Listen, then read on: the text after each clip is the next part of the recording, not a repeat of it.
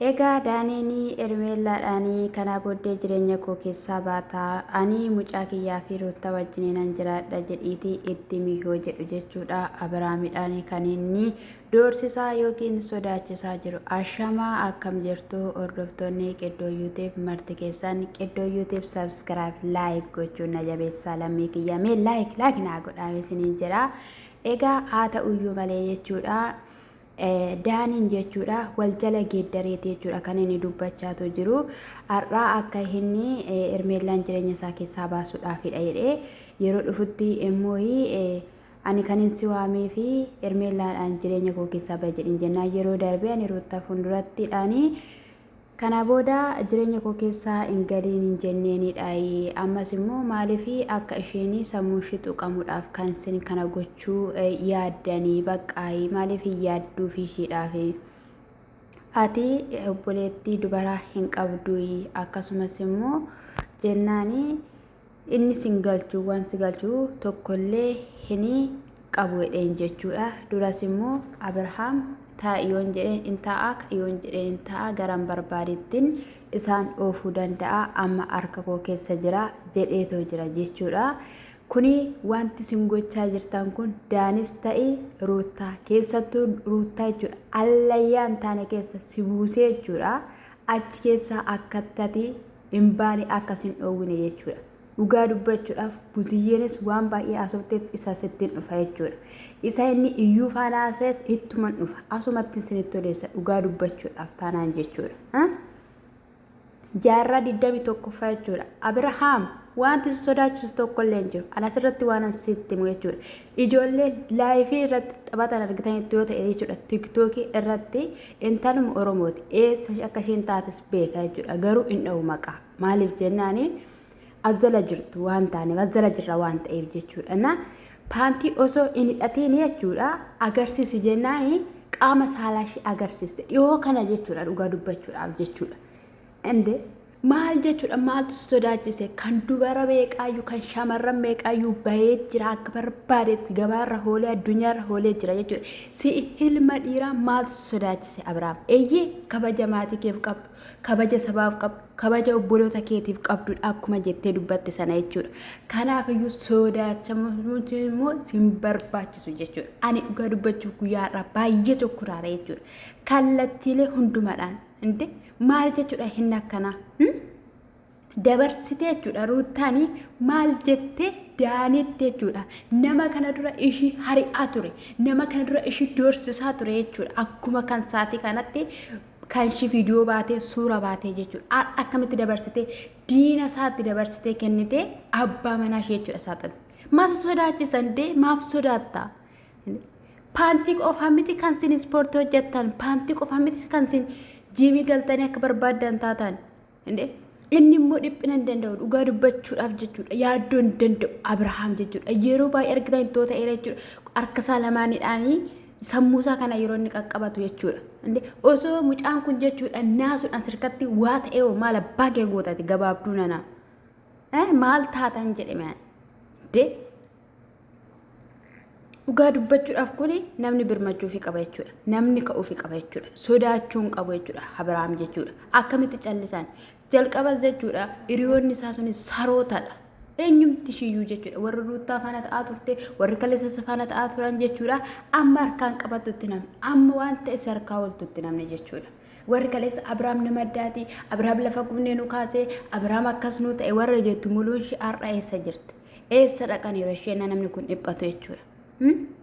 Achi booda bakka isheen hin dhufte yeroo isheen dhuftu keessatti jechuudha itti marame dhugaa dubbachuudhaaf jechuudha. Inni hammate jechuudha. Gaafa inni hammatu inni kinoo haala kanadhaani bilbila keessaa suura barbaade isa kamtu sii wayyaa isa kamtu filattaa teelegiraamiidha jechuudha.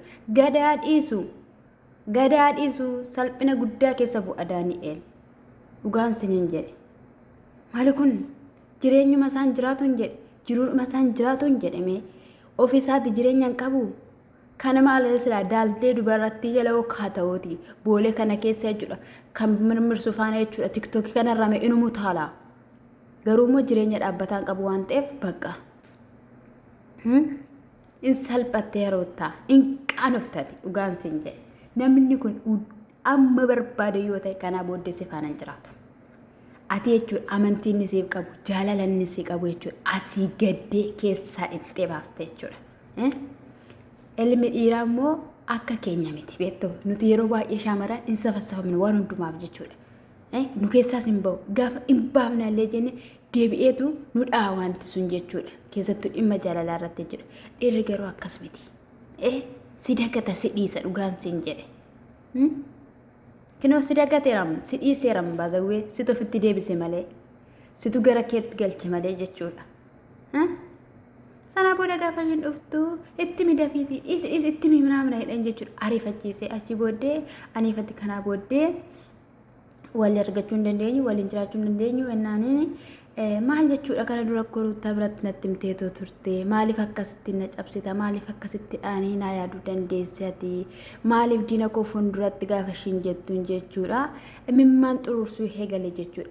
Dhugaan siniin jira baay'ee bu'ee baqqaan cannaqamee yeroo kanatti baqqaa gidduutti fa'ii hinaammataanii inni immoo hin barbaanne sana jechuudha. Sana booda jedhiin akkas jedhiin mucaa qofaanan jiraadha haadha manaa qofaanan jiraadha jedhiin jechuudha. Innis akkasuma jedheen jechuudha. Ishiin garuu boochee jechuudha. Maalaan isin jaaladhe malee maalaan kanan sii ta'e malee ermeen laatis immoo jechuudha dhugaa dubbachuudhaaf hubadhuuf. Ishi rakkoo keessa jira qabamee jira yaaddoo keessa jira jedhiiti hubadhuuf dhugaadhumaan kan kee godhachuudhaaf yaaddee karoorfattee jiraattee ta'e jechuudha. Namni kun qalbiinsa akka hin darbine jechuudha. Booda baqqaanni maaliif bocha ittiin baqqaan boo'in jennaan naa hubadhu yoo waaqayyo jedhe deebinee wal hin argina ammasitti garuu kan inni jechaa ture jechuudha. Sana booda bakka achi kutee jechuudha.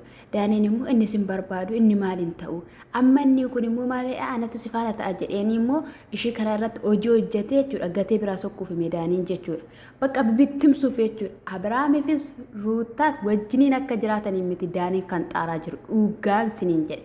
Ila bittimsuuf dhugaa bittimsuuf bakka akka nama sanyii wayii facaasutti jechuudha. Argitu gudii turaa ilaalaa bubbulaa ilaalaa isa dhugaan siniin jedhe.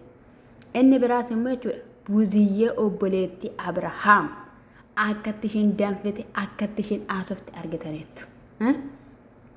Ruutaadhaan akkas jetteen baay'ee si simanne jetteen baay'ee si jaalanne jetteen baay'ee nuti si kabanya turre iddoo siif qabna ati dubartiidha waan baay'ee dabarsiteetta miidhamteetta inni baay'ee tokkodhaan lafan siif qaban ture. Ani keessaan sitti haasawaan ture lakkii Ruutaa waan akkanaa hojjetta yoo ta'e akkasin ta'u akka hin miidhamne kanaa booddee jechaaniin ture haasawaan ture.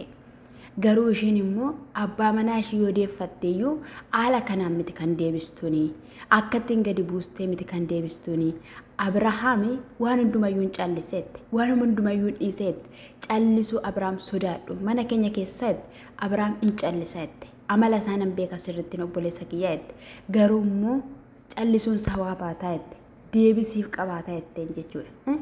Maal jechuudha hin akkana nuti gaa'ela keessan gidduutti waan baay'een taaneetti waan baay'een argine akkamitti nuti waan baay'een jedhamneedha gatii guddaatti hin baafneedha kana maaliif yaaduu dadhabde maaliif akkas goota qaama qullaasaa kan waraabde caala ofii keetti kan harkatti qabattee ittiin doorsisaa jirtu caala dabarsitee daanitti maaf kennita daani jechuun diina isaatiidha yeroo darbe waan baay'ee waliin dabarseera ani Abrahaam akka miidhamu hin barbaadu amma barbaade yoo ta'e waan barbaade yoo ta'e akka inni miidhamu hin barbaadu ermeellaas ta'e si'is ta'e maalidha dhiirri addunyaarra hin jiru mooyyi irri biyya keessa hin jiru mooyyi qircachuudhaaf cirachuudhaaf mooyyi biraa gadhiisaa deemaa biraayi nan barbaadanii yoo naa mijateera ta'e lafa eenyuyyuu argina jiraachisuun barbaada obboleessa kiyya kanaaf iyyuu kan ishiin jecheen itoo jirtu jechuudha.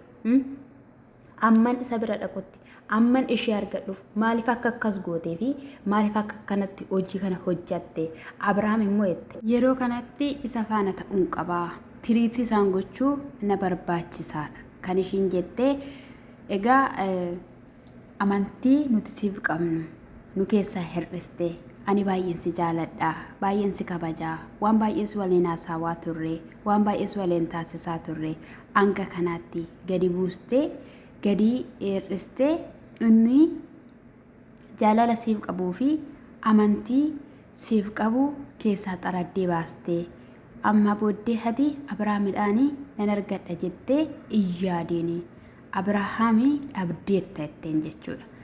Yoo gadi gallakkifames homaa tokko iyyuu miti.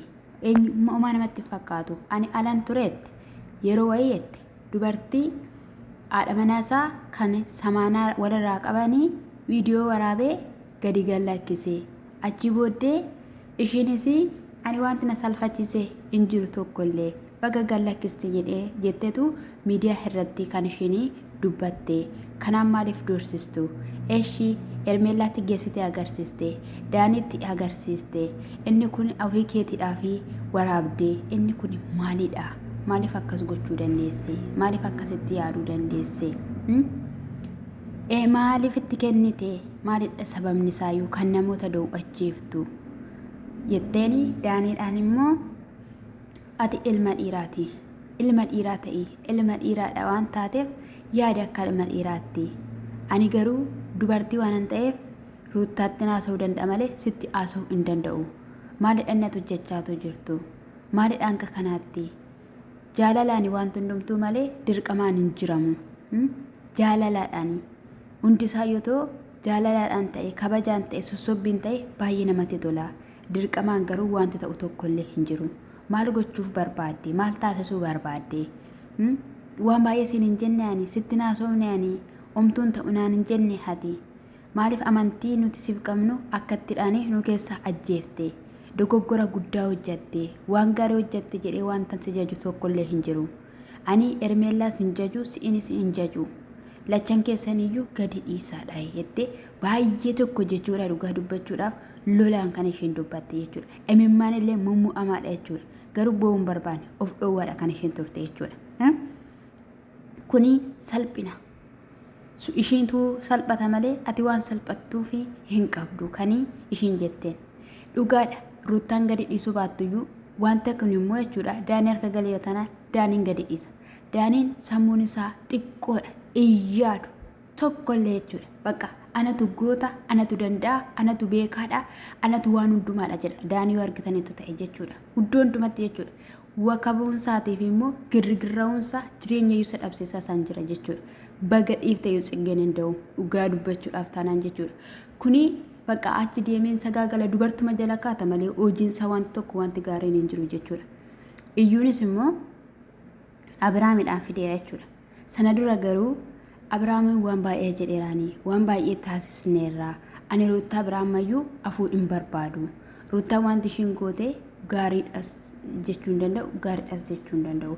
Garuu haa ta'uyyuu malee wantoota waliin dabarsine yeroo hin akkattidhaan miidhamu dhaabadhee isaan ilaaluu hin dandeenye wanta ta'eef bilbilli isa waameetu jira. Yeroo kanatti hin dhufe jechuudha Abrahaamii. Abrahaam yeroo dhufutti maaliif bilbiltee na waamte jennaanii haalatti keessa jirtu akka mijataa hin taane daanii fi ruuttaanii wanta garaagaraa irratti akka raawwachaa jiran nan beeka. Akka sarraatanyaatti yookiin immoo akka hojjettuu mana keessatti hanga sidhisiisanitti.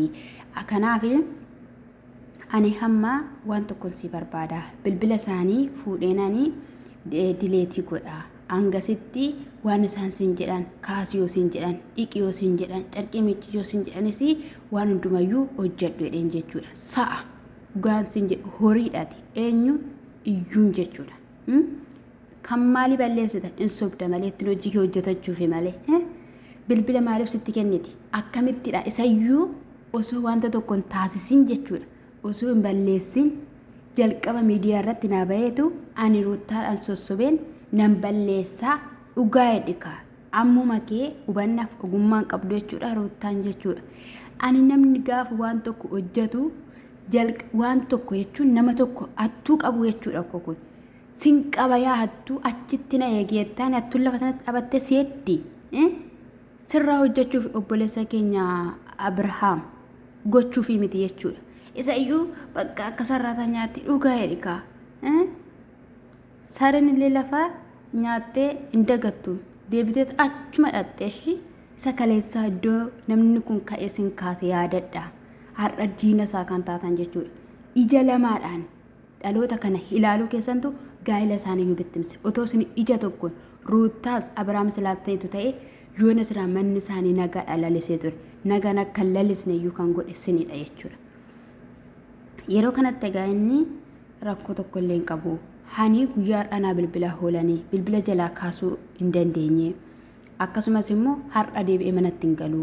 Manatti waan hin gallee fi taasisi yennaan ani kana taasisu immoo atis immoo sanan isin jedhe kana yoo taasistedha.